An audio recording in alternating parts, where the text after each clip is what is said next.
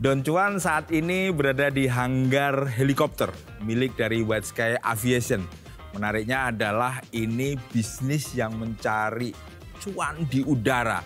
Seperti apa nanti kita akan pengen tahu seperti apa sih ini helikopter jenis apa dan semuanya dan bagaimana strateginya. Kok bisa ngambil cuannya itu di udara dan cuannya kayaknya besar sekali. Kita lihat helikopternya ini, ngeri ini.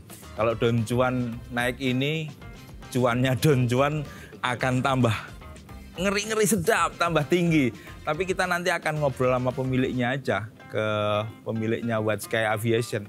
Karena pengen tahu ini jenis helikopternya apa dan apa, kita nggak tahu. Apa kabar? Pak Denon, Wah. ini pemiliknya ini pemiliknya ini. Denon, Yes. apa kabar? Selamat datang di... Ini hanggarnya miliknya Pak Denon kan? Alhamdulillah. Kapan saya jadi punya milik kayak gini juga Pak Denon? Amin, amin. Luar biasa ini Pak Denon. Pak Denon, ini saya tadi lihat helikopter ini. Ya. Saya tertarik karena di dalamnya kan kayaknya luxury banget. Ini jenis apa Pak? Ini tipenya Bell 429. Bell 429? VIP configuration. Ini bisa terbang kan Pak? Insya Allah. Bisa terbang. Saya takutnya hanya untuk pajangan aja. Enggak, ini emang VIP transportation. Jadi kalau Don Cuan lihat di dalam seating konfigurasi ini, di tengahnya nih ada kabinet. Oke. Sehingga kita bisa untuk naruh peralatan buat kayak laptop segala macam untuk mendukung kegiatan VIP terbang. Gitu. Pak, tokoh siapa yang pernah pakai ini kalau VIP? Banyak kalau VIP, semua pengusaha-pengusaha tambang. Pengusaha di tambang? Kalimantan, di Sulawesi, di Sumatera rata-rata pakai helikopter kita. Ini menarik, ini bisnisnya kok ngomong tambang dan semuanya nanti kita akan diskusikan. Tapi ini yang putih nih Pak, ini kan baling-balingnya beda Pak. Ya. Ini Bell 429, kalau ini Airbus, jadi ini buatan Amerika, kalau yang ini buatan Prancis. Airbus Prancis ya? Airbus Prancis. Oh, oke. Tapi sama-sama VIP. Sama-sama VIP. Baling-balingnya Pak, katanya saya dapat bocoran ini kuncinya di baling-baling loh Mas tentang ini. Tentang jenis. Dua-duanya sama-sama twin engine, sama-sama double engine. Oke. Cuman bedanya kalau yang Amerika setir kanan, kalau yang European setir kiri. Oh gitu. Itu aja. Tapi di dalamnya sama-sama VIP configuration. Oh setir kiri ya? Ya, jadi ini pilot in command-nya sebelah kiri, yang sana sebelah kanan. Oh, oke. Gitu. Katanya itu bisa untuk Pak, evakuasi karena memang lebih aman dan semuanya. Hampir semua tipe helikopter yang sekarang ya tahun 2014, 2013 onward itu rata-rata semua VIP konfigurasi helikopter itu bisa di-replace ke medical evacuation. Oh, gitu berarti. Jadi namanya quick change. Quick change. Beda sama yang lain ya, dulu-dulu ya gitu. Ini kalau ini hampir sama dengan yang ujung ya Pak ya, yang hitam ya, yang hijau ini ya. Nah kalau yang hijau ini dia sama tipenya 429 tapi ini utility helikopter. Jadi utility helikopter ini di dalamnya bukan VIP konfigurasi tapi lebih kepada crew change. Terus di bawahnya ini ada provision untuk external load, jadi ngangkut barang di luar. Oh oke. Jadi yang bedanya, ini Pak? Yang ini.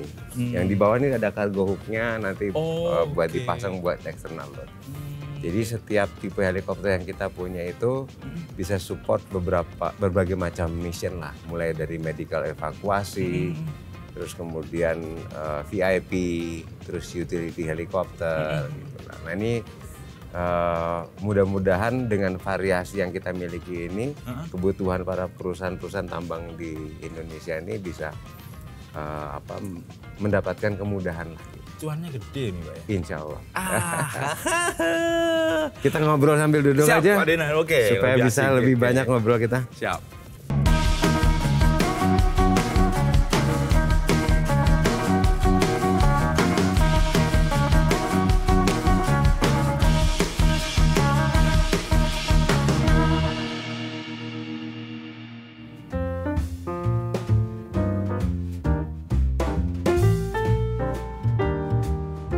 Sebenarnya Pak Denon punya berapa helikopter?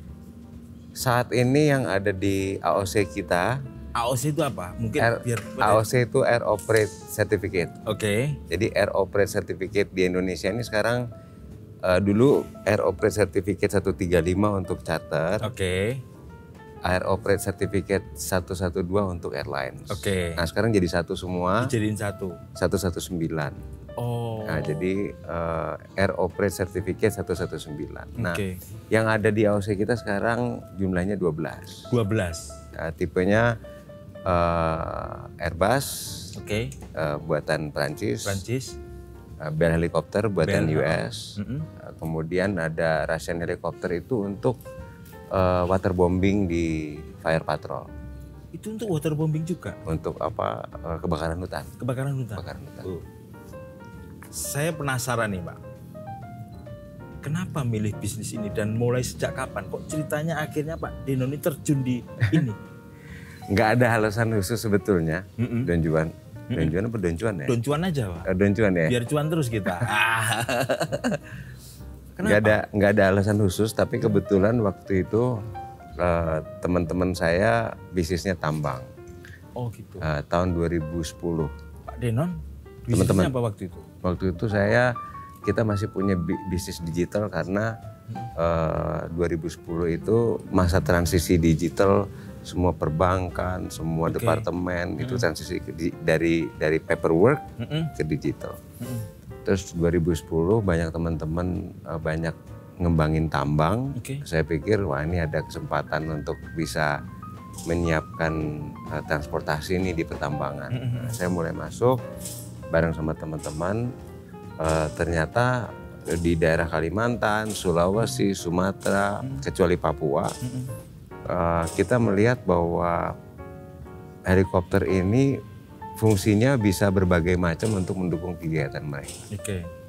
Mulai dari VIP, crew change to utility, logistik, external load, medical evacuation, sampai ke pengamanan pemadaman kebakaran hutan itu. Gitu. Itu karena bisikan dari teman-teman atau Pak melihat peluang, Pak Denon? Bisikan teman-teman. Oh gitu. Jadi lu bikin inilah, tolonglah anu biar gitu kira-kira begitu. Jadi waktu itu karena kelihatannya nih helikopter sama private jet. Ini tergolong kategori bisnis yang susah. Kalau kata istilah orang-orang dulu tuh kalau mau jadi miliarder, jadi jutawan, itu bisnis helikopter sama private jet karena rugi banyak gitu loh. Tapi saya tipe orang yang suka tantangan. Jadi kalau kebanyakan orang bilang bisnis ini susah, saya makin penasaran. Kenapa kok ini susah? Tapi kalau saya berhasil bikin ini jadi cuan, sesuai dengan doncuan, saya merasa bahwa saya bisa bisa mengubah tantangan ini menjadi peluang. Nah memang kebanyakan operator pada saat itu menghadapi tantangan bisnis charter ini baik helikopter maupun private jet itu yang pertama adalah masalah nilai tukar mata uang kan.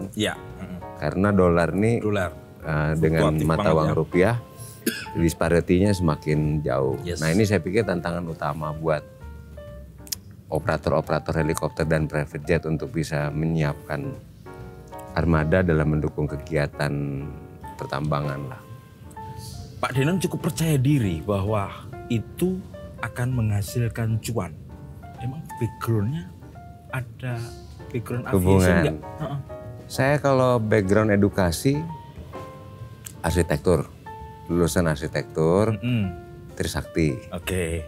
Cuma saya waktu itu melihat kelihatannya saya menyukai sesuatu yang jauh lebih menantang gitu. Nah, habis itu terus saya terjun ke bisnis. Bisnis pertama saya itu justru yang benar-benar berbeda dengan sekolah saya. Yang tadi saya bilang digital. Digital itu. Jadi masa digital conversion, kita itu membuat aplikasi untuk transformasi dari paperwork ke digital. Nah, terus kemudian berkembang bisnis pertambangan. Sempat nyicipin bisnis tambang? Ya, waktu itu kan banyak booming itu bisnis pertambangan. Tadi Don Cuan bilang, saya digodain sama teman-teman. Adalah lo nih bikin aja nih buat transportasi penerbangan. Jadi kalau saya lihat saya nggak ada background urusan penerbangan, tapi waktu pada saat kita akuisisi perusahaan ini waktu itu tahun 2010, saya pikir ada baiknya saya sedikit mengetahui tentang industri aviasi. Jadi di tahun 2011, 2012, 2013 itu saya ambil course tentang helikopter manajemen dan aviation management lah waktu itu. Nah, dari situlah saya mulai ngerti bahwa ternyata bukan nggak susah-susah banget, tapi kalau kita paling tidak mengerti cost structure dari industri transportasi ini, kira-kira kita bisa ngerti bagaimana caranya menjawab tantangan. Pertumbuhan industri penerbangan yang currency exchange-nya atau nilai tukar mata uangnya dari waktu ke waktu itu makin besar, makin jauh gitu ya. Nah, jadi saya pikir ada banyak hal yang bisa saya pelajari dari kursus itu. Nah, setelah ambil kursus itu baru mulai merasa pede lah. Oh, ternyata barang ini nih, helikopter ini nih, private jet ini nih, kalau kita paham, ya, well connected dengan para OEM, manufaktur. Itu kan tahun 2011, 2012. Jadi waktu saya ketemu sama teman-teman dari Bell Helicopter, teman-teman dari Airbus, yang dulunya masih level manager, sekarang udah jadi CEO. Nah, ini network yang saya bangun juga pada saat saya course, dan saya cukup aktif di seminar-seminar internasional untuk mengetahui teknologi apa sih yang sekarang ini lagi dikembangin. Salah satu contohnya lah, kalau kita bicara helikopter industri tahun 2010 ke belakang, itu yang banyak menggerakkan helikopter atau private jet itu dari mechanical-nya. Nah, semenjak tahun 2008, 9, 10, 11 sampai ke depan sampai sekarang ini, yang banyak mengendalikan mekanik adalah sistem digitalnya. Dari sistem digitalnya. Nah, jadi teknologi helikopter dan private jet sekarang kokpitnya, kalau dulu kan ampere meter tuh. Ya. Kalau pesawat Cessna Caravan yang fix rotary wing itu yang propeller kan banyak ampere meter, helikopter ampere meter. Kalau sekarang kita mengenali dengan istilahnya full glass cockpit. Full glass cockpit ini adalah digital system yang mengendalikan mechanical dari private jet dan helikopter. Gitu. Ini yang menarik ini, ada totalitas dari Pak Denon. Dulu backgroundnya arsitek, terjun ke digital, kursus dulu. Nah, ini kalau mau cuan itu harus benar-benar total gini. Tadi dibilang akuisisi, berarti ini bukan perusahaan yang mendirikan oleh Pak Denon sendiri? Bukan, jadi pemilik sebelumnya itu namanya perusahaannya Kura-Kura Aviation. Karena perusahaan ini dulu mendukung kegiatan transportasi di Kura-Kura Island. Nah, jadi namanya Kura-Kura Aviation. Terus kita akuisisi, kita ganti namanya jadi White Sky Aviation karena kita pemegang sahamnya. Kita suka warna putih dan menurut saya warna putih ini warna yang mencerminkan transparansi dan integritas bisnis lah gitu. Tahun 2010 itu? 2010. Dan Pak Denon kursus dulu untuk mempelajari bisnis ini, model bisnis seperti apa gitu? Ya, kursus-kursus tentang aviasi basic tapi lebih kepada cost structure lah. Karena itu yang paling penting ya Pak ya? Menurut saya tantangannya ada di situ. Waktu itu ketika mengakuisisi Kura-Kura, mereka bisnisnya sama juga atau beda sama sekali? Kalau Kura-Kura Aviation itu lebih banyak mensupport kegiatan penerbangan dari beberapa kota di Jawa Tengah ke Kura-Kura Island. Helikopter juga? Fixed wing, fixed wing propeller. Cessna 402. Setelah kita akuisisi, karena RO Operate Certificate-nya itu kan daripada kita ngajuin dari awal, lebih baik kita akuisisi perusahaan. Nah, terus saya mulai melakukan transformasi ke advance helikopter dan private jet waktu itu. Pak Denon sendiri mengakuisisi? Ya. Kita sama teman-teman. Sama teman-teman ya? Sama teman-teman, saya ada 2 partner sekarang. Ada 1 partner jadi kita berdua. Tapi alhamdulillah setelah kita punya beberapa helikopter, punya beberapa kontrak, private jet dan helikopter, akhirnya kita mulai shifting atau berkembang ke heliport. Heliport ini satu-satunya di Indonesia dan kalau saya nggak salah ini yang terbesar di Asia Tenggara. Oh iya. Karena kita ini heliport yang izinnya alhamdulillah sama teman-teman di Kementerian Perhubungan waktu itu kita mengajukan izin mendapatkan approval dan proses approvalnya itu melalui audit yang cukup panjang karena kita merupakan bagian dari konektivitas Bandara Internasional Soekarno-Hatta. Dan ini adalah value added bagi Bandara Angkasa Pura Soekarno-Hatta. Jadi kita termasuk bandara internasional yang mempunyai additional value sebagai transportasi helikopter dari airport ke kota. Gak banyak yang punya tuh. Yang ada di negara mana ya? Misalnya kayak di US di JFK. Oke. Terus kemudian di Paris. Oke. Di Heathrow di London. Nah, di Jerman juga. Nah, Indonesia ini jadi secara multimodanya airport Soekarno-Hatta ini udah komplit, terintegrasi lah ya. Udah cukup above average lah. Above average. Sebelum ke diversifikasi bisnis yang sesuai dengan aviasi yang dikembangkan oleh Pak Dena, awalnya apa Pak? Ketika 2010 itu nyewain heli aja untuk antar kota atau langsung ke perusahaan tambang?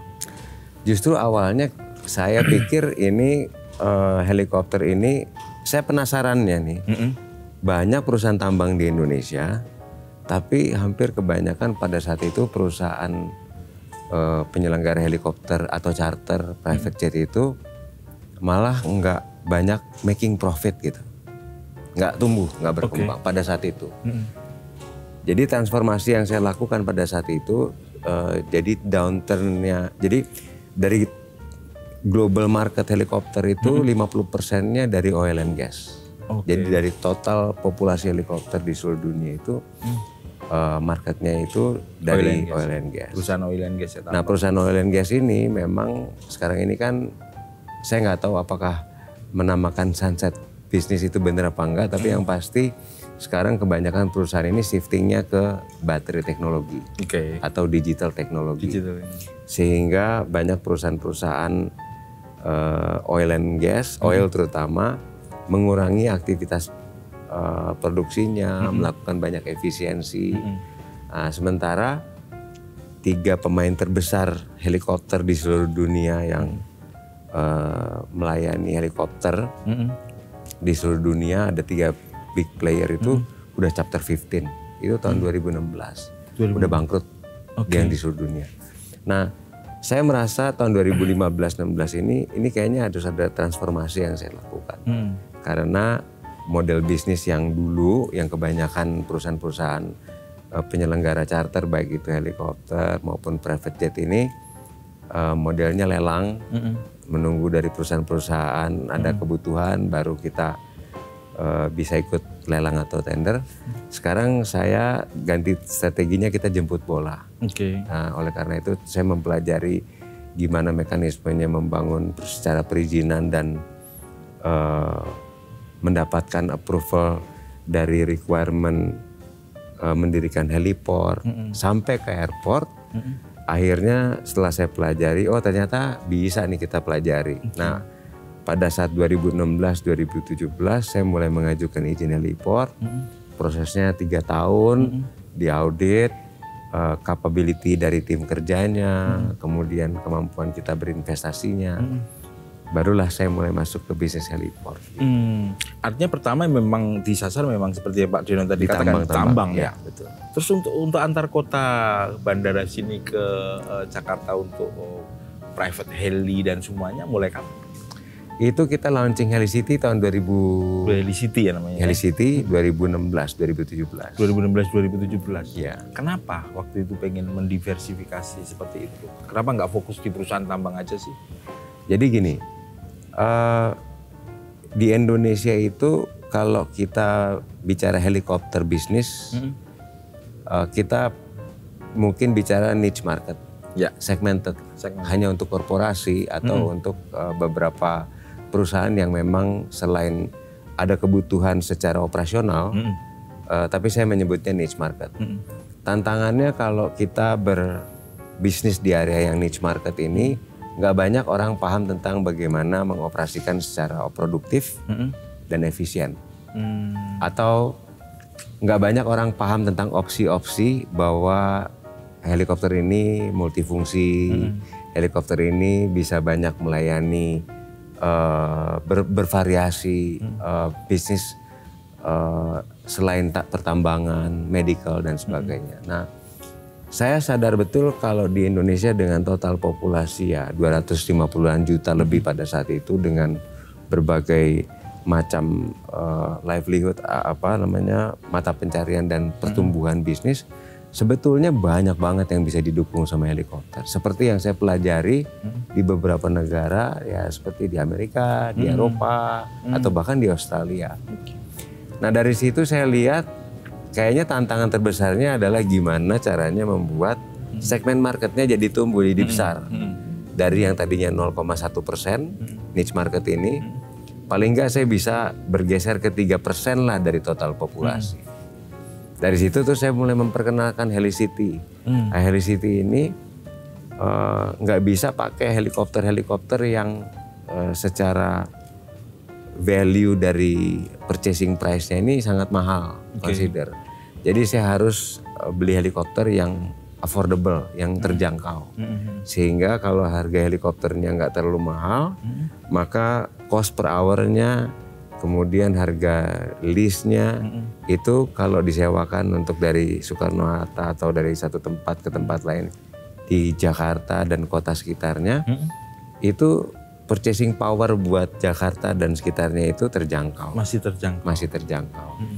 Nah, itu bukan kerjaan 1-2 tahun tuh, Don Juan. Mengenalkan itu ya. Mengenalkan Helicity itu. Bukan cuma sekedar memperkenalkan, tapi saya harus negosiasi sama manufaktur.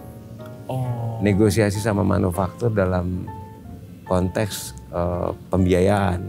Karena kita dapat, kita ini waktu itu salah satu operator yang dapat akses kredit dari Exim atau dari vendor financingnya US sampai 30 helikopter waktu itu. Begitu. Jadi CEO Textron Group itu datang ke Indonesia untuk signing 30 helikopter tahun 2016. Karena tipe Bell 505 ini adalah tipe helikopter yang boleh dibilang city transport yang cukup terjangkau buat masyarakat Indonesia. Jadi kita dapat approval financing dari US, kemudian tenornya cukup friendly, cukup jangka panjang, dan saya pikir ini yang paling penting adalah kalau saya ditanya mendirikan heliport di sebelah Bandara Suta merupakan bagian dari konektivitas. Bukan hanya melayani masyarakat yang A++. Ini kan harus yang buat semua publik bisa terjangkau. Kalau yang dari tambang sama Helicity, cuannya gede mana? Pasti tambang lah. Tambang ya? Tapi saya punya visi kalau kita bisa memperluas segmen marketnya, kalau yang sekarang atau kemarin itu orang hanya terjangkau dari sisi Helicity, mungkin nanti mereka sukses, mereka masuk ke bisnis yang mampu untuk beli helikopter yang lebih besar. Gitu.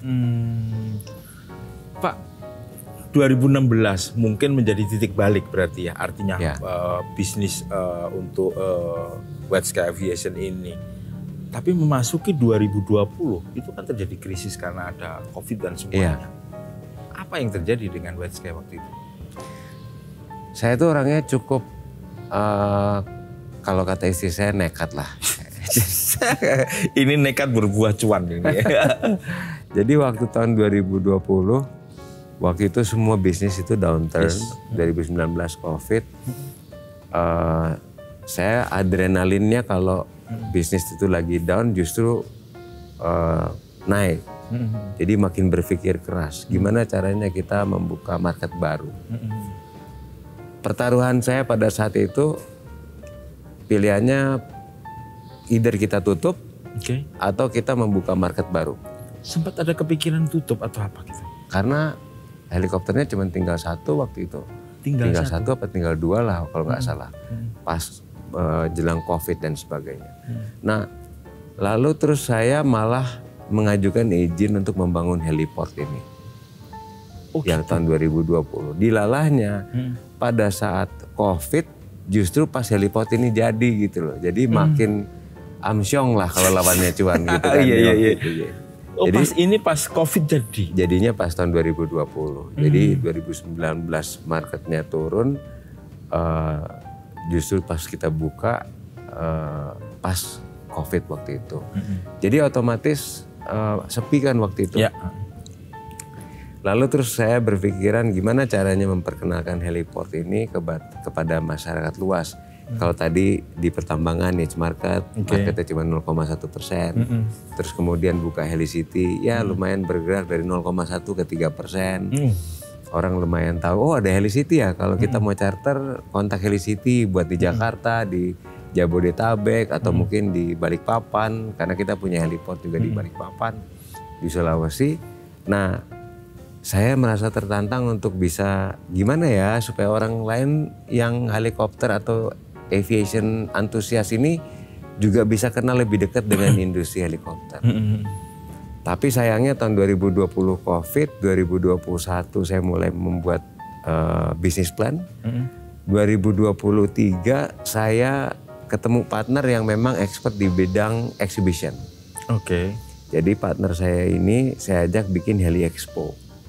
Nah Heli Expo itu adanya cuma di heliport kita. Merupakan bagian dari perencanaan kita. Karena waktu saya ambil course di US waktu itu, saya datang ke Heli Expo US, itu memamerkan semua tipe helikopter dari seluruh dunia. Dan di situ adalah momen di mana orang bisa kenal lebih dekat dengan semua tipe helikopter, mulai dari helikopter buat training yang kecil sampai ke yang waterbombing. Nah, di Heli Expo inilah akhirnya kita bisa memperkenalkan variasi helikopter ini. Itu semenjak 2023. 2023. Berarti sekarang bisnisnya juga kayak gitu juga untuk bikin event-event juga berarti? Enggak, kita fokus di Heli Expo. Heli Expo-nya aja. Nah, cuman dari Heli Expo ini tentu kan banyak orang datang ke sini, mulai dari ya masyarakat umum yang berbayar tiket masuk, bukan pengen tahu, pengen selfie.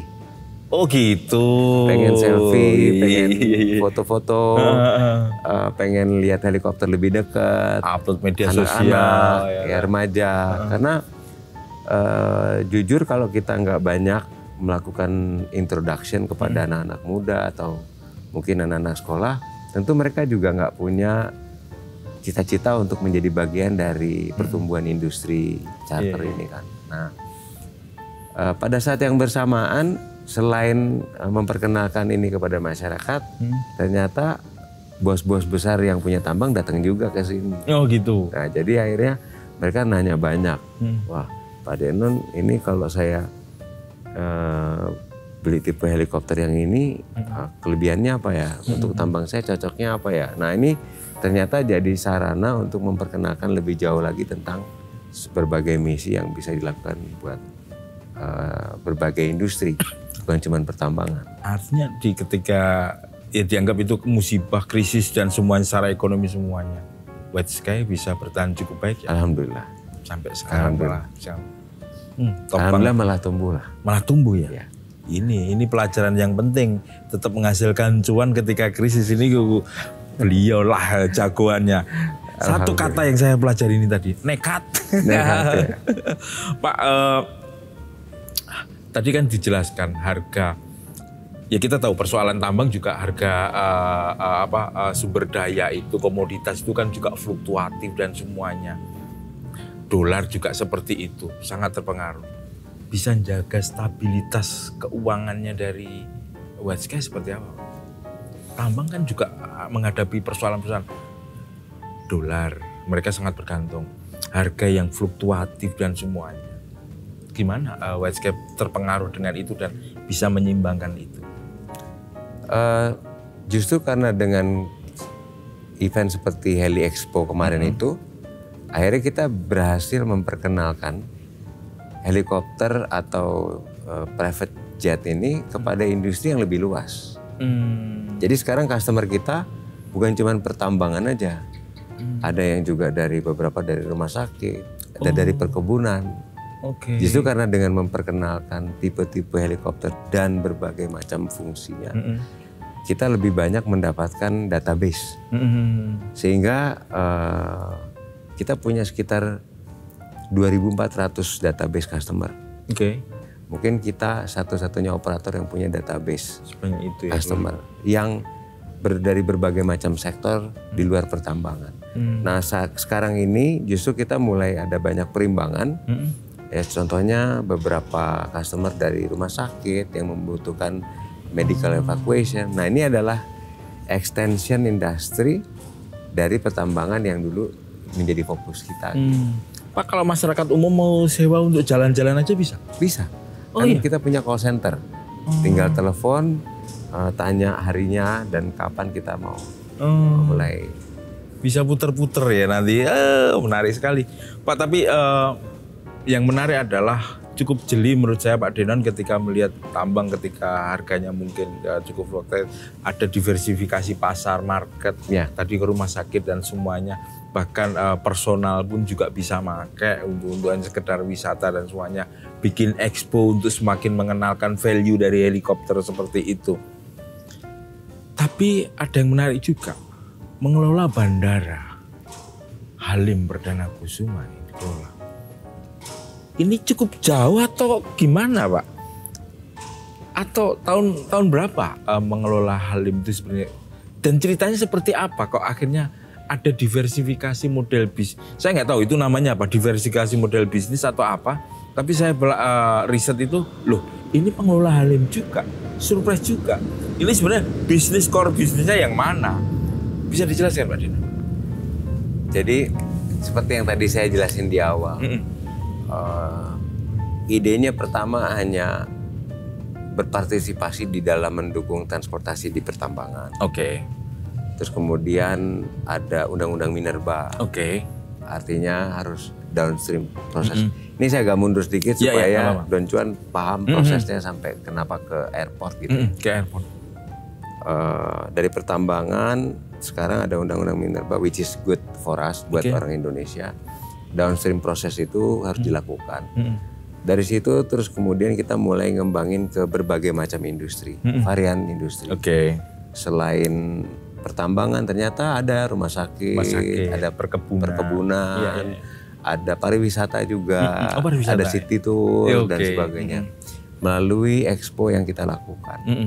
Nah kemudian kita ini Indonesia punya sekitar tidak kurang dari 270 airport di seluruh Indonesia. 270 airport? Lebih. 270 airport lebih. Dari 270 airport lebih, ada 37 airport yang dikelola oleh Angkasa Pura. Dalam hal ini BUMN. Nah, kita ini sebetulnya kan sama-sama merah putih nih, sama BUMN. Cuman bedanya BUMN milik negara, kalau kita private sector ini private sector. Tapi White Sky itu 100% Indonesia. 100%. Cuman namanya aja White Sky karena supaya keren lah. Iya. Tapi kita ingin partisipasi setelah kita memahami aturan-aturan membangun heliport yang berada di sebelah bandara terbesar di Indonesia. Ikut bangga berpartisipasi sebagai partnernya Angkasa Pura di dalam membangun konektivitas di Bandara Soekarno-Hatta. Dan kita berinvestasi di sini sebagai kelengkapan Bandara Soekarno-Hatta. Kemudian terus kita berpikir ada opportunity untuk mengembangkan ke airport. Karena dari 270 airport di seluruh Indonesia, baru 37 airport yang dikelola oleh Angkasa Pura.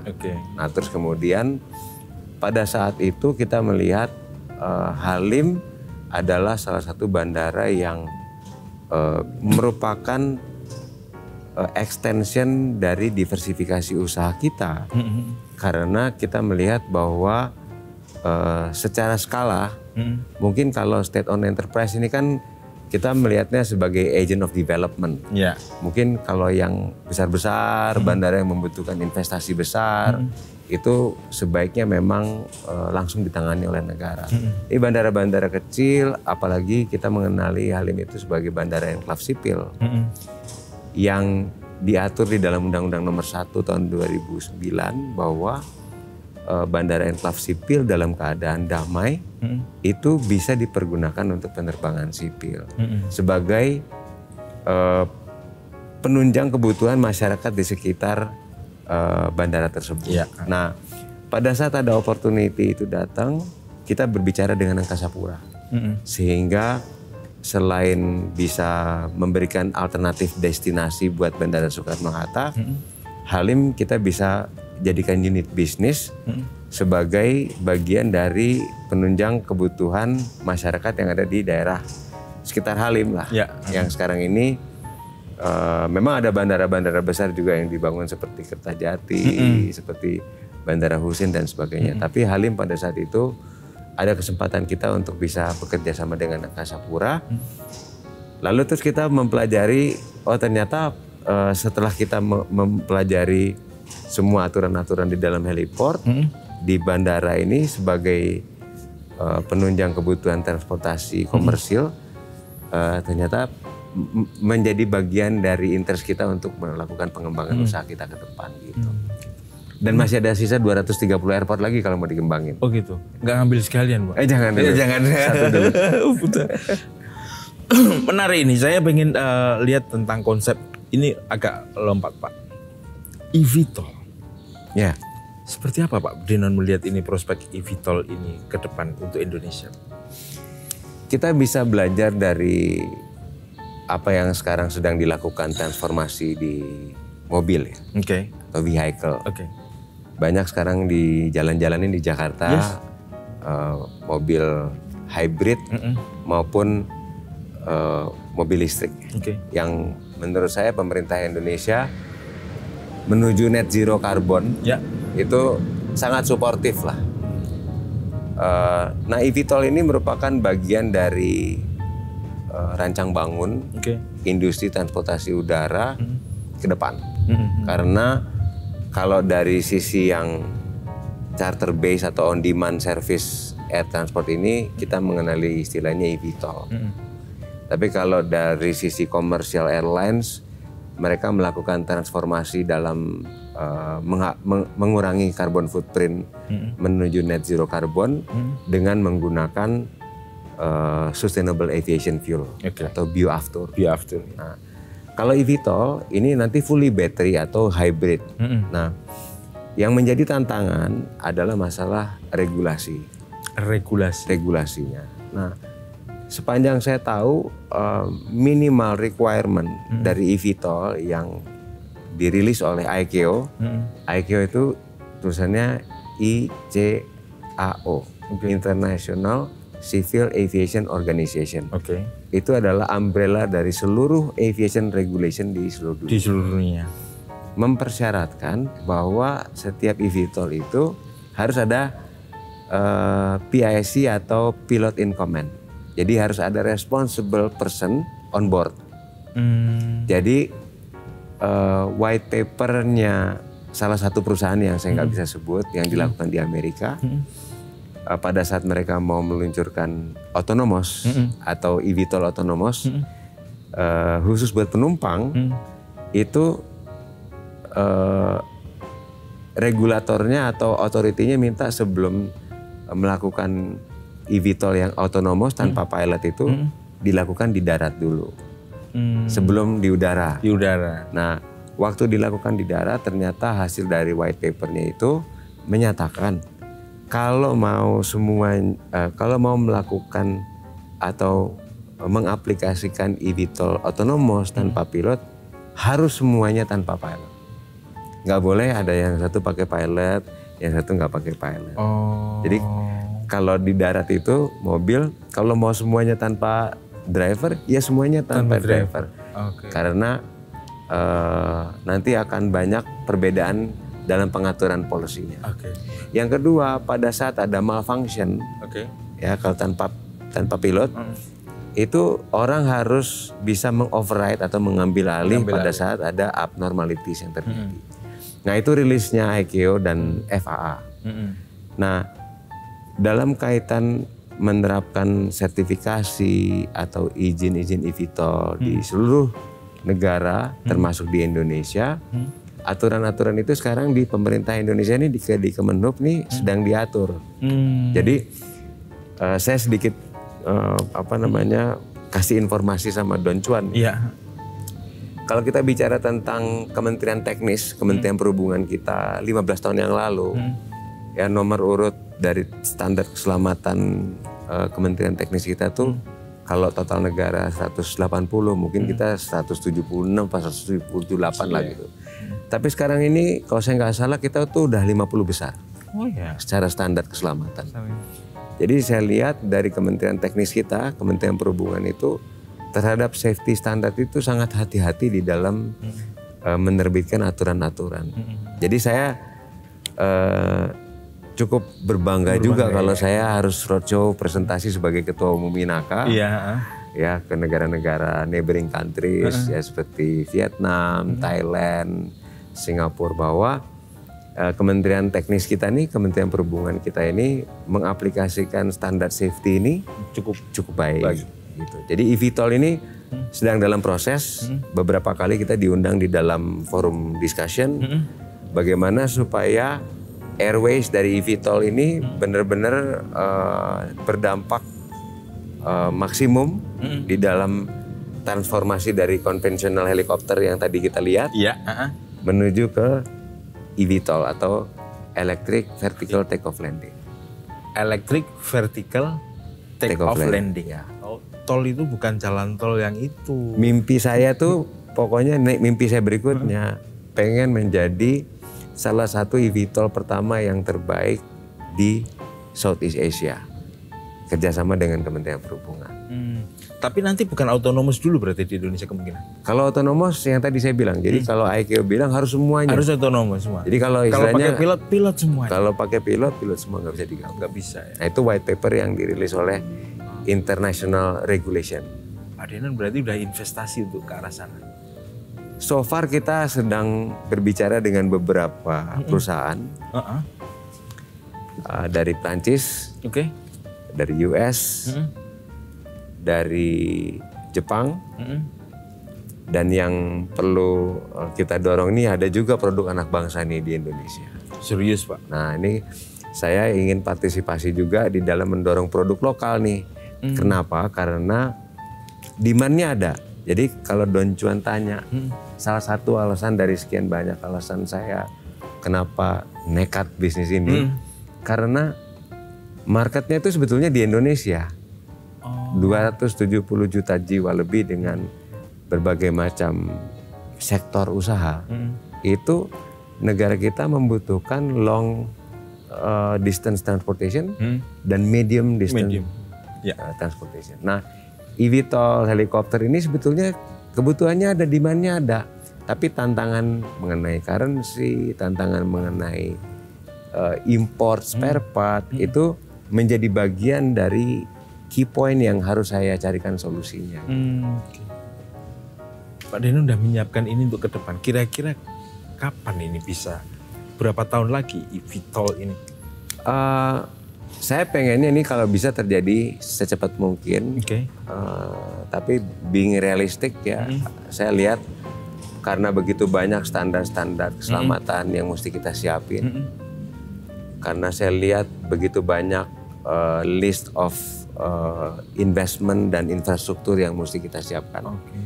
Dan itu juga termasuk infrastruktur yang harus memenuhi standar-standar keselamatan dari Kementerian Perhubungan. Jadi saya berharap kalau bisa tidak lebih dari 1 dekade kita White Sky 10 tahun sudah bisa mempersiapkan transformasi. Semua itu bergantung kepada kita. Semua itu bergantung kepada kita dan Kementerian Teknis dan semua pihak-pihak yang terlibat.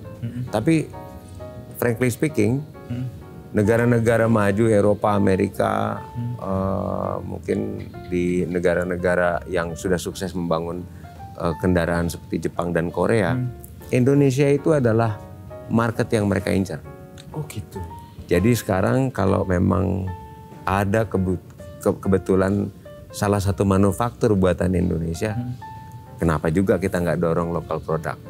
Kenapa juga kita nggak ikut berpartisipasi di dalam? Sebelum saya tanya itu nanti yang lokal produk lokal ini, eVTOL apa tantangan terberat? Di regulasinya atau apanya? Untuk kalau regulasinya di wilayah mana yang menjadi concern dari Kementerian Perhubungan tentunya yang harus diperhatikan agar ini tetap nanti jadi sustain ke depan? Jadi masalah security-nya atau apa? Jadi gini, kalau White Sky sebagai operator, kalau eVTOL manufaktur adalah OEM. Jadi ini manufaktur. Nah, kalau kita siapapun OEM-nya kita bisa pakai. Nah, tantangan regulasinya ada di OEM-nya. Karena pada saat manufaktur membuat satu produk yang boleh dijual, yang disertifikasi itu bukan cuman eVTOL-nya. Yang disertifikasi itu pabriknya juga. Pabriknya ini orang-orangnya, expertise-nya, kemampuan investment-nya, kemudian bisnis plan-nya, bagaimana consumable part atau sustainable part yang nanti bisa mendukung ini. Karena dalam konteks bisnis kita bicara cuan, dan cuan pasti ya. Tapi kalau kita bicara dalam konteks konektivitas yang menjadi area concern dari Kementerian Teknis, bukan cuma soal safety, tapi dari soal sustainability.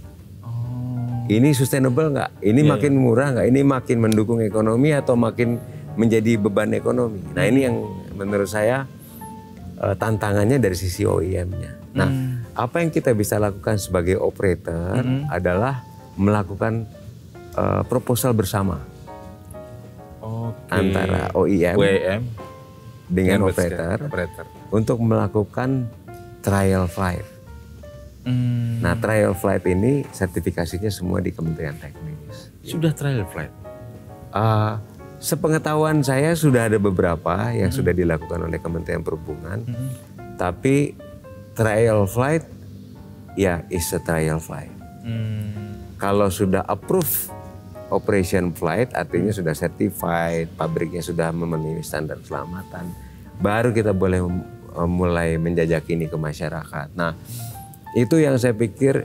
Jadi kalau saya sedikit ya cerita tentang misalnya kalau kita mau comparison antara seberapa cepat eVTOL ini bisa nanti masuk ke market dan seberapa sustain helikopter kita ini dari 50 tahun yang lalu di awal masa helikopter ini mulai diperkenalkan ke masyarakat.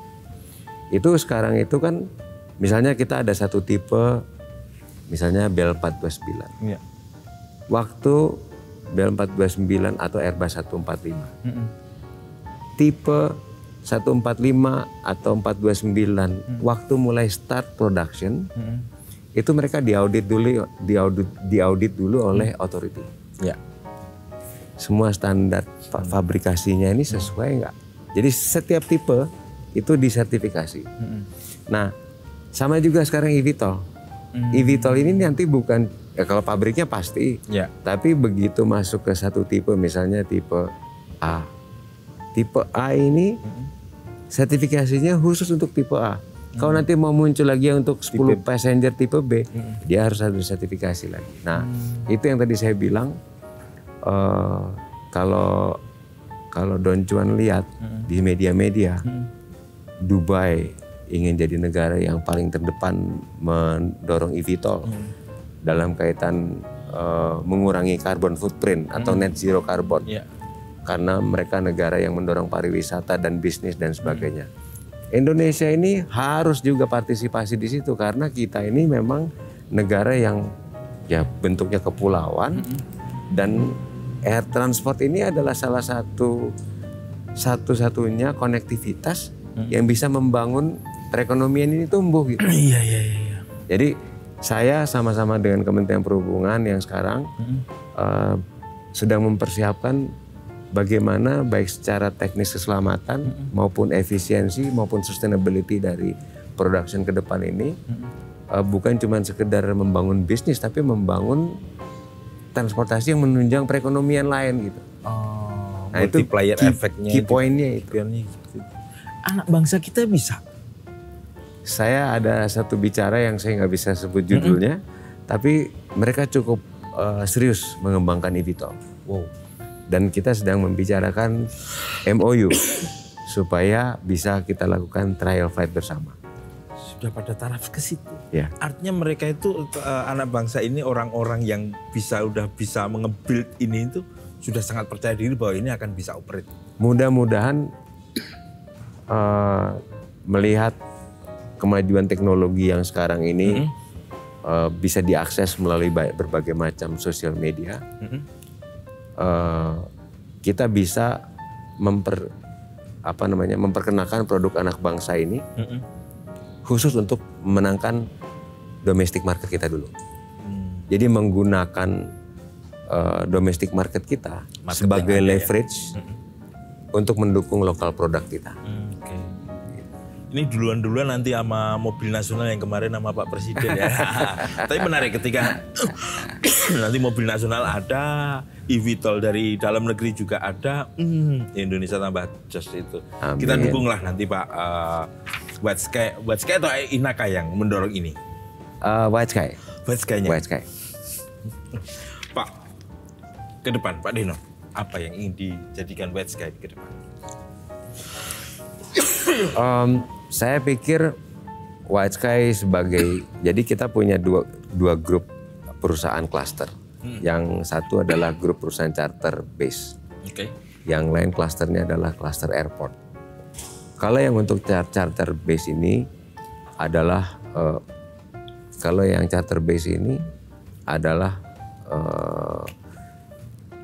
bagaimana kita bisa terus melakukan enhancements dari teknologi.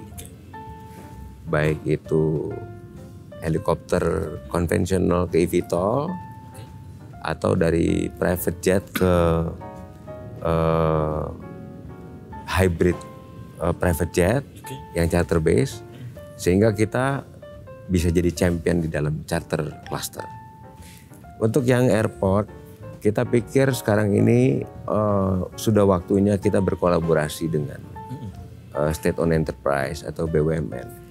Yang saya ingin kedepankan dengan pengembangan bisnis airport ini adalah kita bisa mempelajari bagaimana setiap airport itu bukan berfungsi sebagai konektivitas. Tidak hanya sekedar konektivitas. Bukan sekedar konektivitas di Indonesia.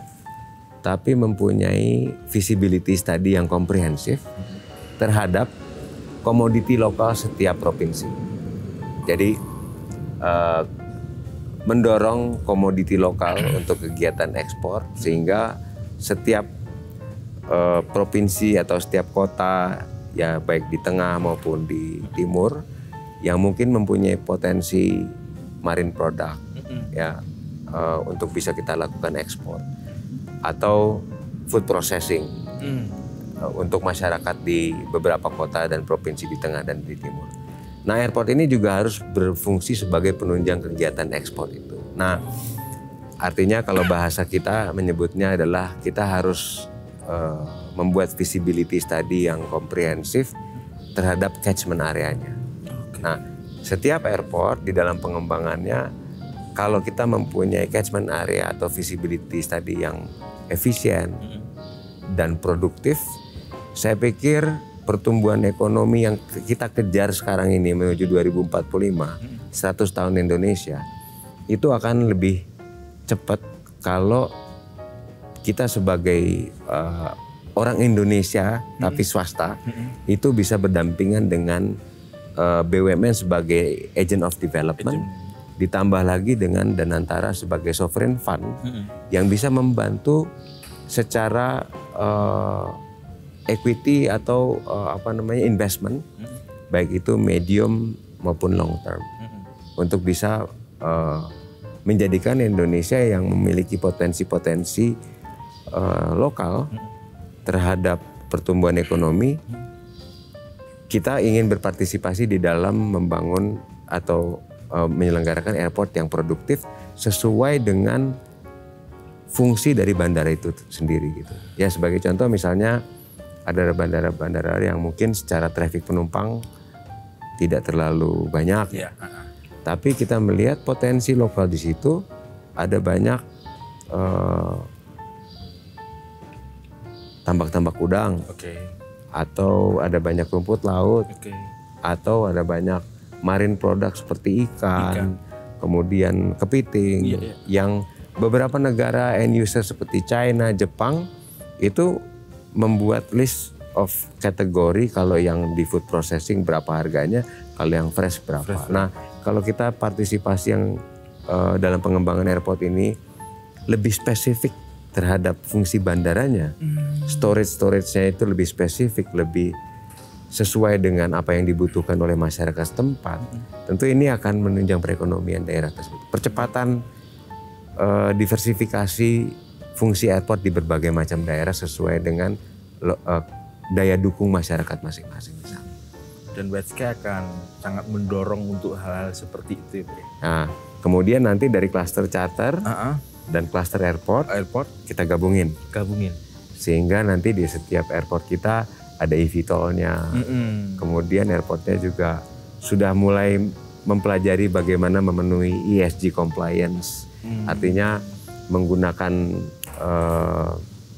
renewable energy, waste management, kemudian water treatment yang baik, sehingga airport ini juga airport, kalau kita mengenalnya dengan ESG compliance ini adalah green airport. Green airport. Wah, ini kalau pemimpin yang punya visi seperti ini, saya kira cuannya itu akan ngalir deras, sustainability kalau seperti itu. Tapi yang luar biasanya adalah pandangan Pak Denon itu ke depan itu cukup optimistis. Walaupun jujur, tahun yang lalu kan ekonomi kurang baik-baik aja. Tahun ini juga. Tahun ini juga. Tapi kayaknya ada cerita harapan ke depan. Pak Denon, secara umum melihat ini kan bisnis Pak Denon itu akan sangat terpengaruh dengan ekonomi ya, ekonomi yang akan terjadi di Indonesia. Seperti apa melihat Pak Denon ke depan? Saya termasuk orang yang sangat percaya bahwa Indonesia ini negara yang sangat kaya. Sangat kaya terhadap sumber daya alam. Baik mulai dari pertambangan, sumber daya alam, kan kita 70% laut. Marine product. Saya meyakini bahwa kita ini negara yang punya banyak sumber daya untuk kita kembangkan. Termasuk tourism. Kita punya banyak wilayah-wilayah yang sebetulnya sangat menarik untuk kita tawarkan kepada warga dunia. Bahwa Indonesia ini merupakan negara yang cukup menarik untuk dikunjungi. Tapi tentu di dalam proses menuju mengelola kekayaan kita, untuk menjadi kita petik atau kita harvesting dari kekayaan ini, membutuhkan banyak proses menuju ke sana melalui negosiasi, atau membuat bisnis model yang berpihak kepada pertumbuhan ekonomi nasional kita gitu loh. Kalau sekarang kekayaan alam ini nggak dikelola dengan baik, dengan bisnis model yang strateginya champion, negosiasi antara negara lain nggak mendukung pertumbuhan ekonomi nasional kita. Gitu.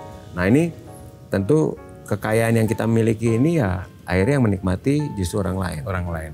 Nah saya meyakini bahwa fundamental strategi people power yang kita miliki sekarang, orang-orang menyebutnya bonus demografi. Bonus demografi yang sekarang ini saya harapkan ya dalam skup kecil di WETSCAI, tapi dalam skup besar dari anak-anak bangsa kita yang tadi saya sebut. Itu kalau mereka memiliki karakteristik bisnis atau strategi-strategi usaha yang champion, yang bisa melakukan negosiasi terhadap negara-negara lain, tentu kekayaan alam atau kekayaan Indonesia yang kita miliki ini benar-benar kita bisa jadikan aset yang tumbuh dan memberikan manfaat yang maksimal buat orang Indonesia. Bukan cuma jago kandang, tapi kita menjadi key player buat dunia internasional. Nah itu kan nggak gampang. Jadi harus saya mesti bantu adik-adik mahasiswa, harus ngasih tahu ke mereka bahwa punya mimpi itu penting, tapi kita juga harus mempunyai fundamental strategi yang applicable dan fokus, dedicated. Kemudian tadi Don Juan bilang totalitas dalam membangun sesuatu. Kalau bahasa kita niat membangun sesuatu, itu adalah kunci dari setiap kesuksesan kalau kita mau membangun sesuatu. Mantap. Menarik sekali ketika Pak Denon selalu mempunyai visi yang besar. Saya yakin gaya leadership dengan Pak Denon itu jarang orang yang pakai, tapi kalau dipakai ini dasar sekali, perusahaannya cuan akan cuan terus gitu kalau ngelihatnya. Apalagi totalitas. Nggak punya background aviasi, arsitek, terjun ke digital, sekarang sangat menguasai di bidang aviasi. Tapi tadi kan Don Juan bilang, sekarang ini dalam kondisi ekonomi yang lagi sulit. Kan bukan cuma di Indonesia, seluruh dunia. Karena lagi perang. Tapi sekarang global. Kalau kita adalah tipe orang atau tipe bangsa atau tipe organisasi yang ingin maju, tapi melihat bahwa dalam kita menuju proses maju itu hanya berharap puji-pujian, hanya berharap sanjung-sanjungan. Menurut saya itu bukan tipikal orang yang siap untuk maju. Saya selalu, kalau kita ingin maju, yang kita lihat adalah bentuk tantangan. Nah, kalau orang yang bisa mengubah tantangan menjadi peluang, ini adalah tipikal orang-orang yang menurut saya mempunyai banyak kesempatan untuk maju. Gitu. Menarik sekali. Tapi waktulah yang mengejar kita untuk menyelesaikan itu. Tapi banyak pelajaran sekali dari Pak Denon sekali. Terima kasih sekali Pak Denon waktunya, dan semoga ini menjadi inspirasi Amin. semua masyarakat untuk mendapatkan cuan, karena cuan tidak mudah untuk didapatkan karena harus diperjuangkan.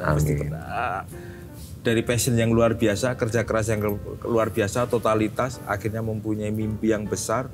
Dan masih ada mimpi-mimpi dari White Sky Aviation ke depan yang saya kira ini kalau bisa didorong terus akan menjadi bisnis yang luar biasa, sustain, dan pandangan dari Pak Denon begitu luar biasa. Semoga ini menjadi berkah buat kita semua, White Sky Aviation menjadi berkah dan terus cuannya mengalir deras. Yang pasti jangan ngomong cuan tanpa ada cuan. Amin. Terima kasih. Thank you.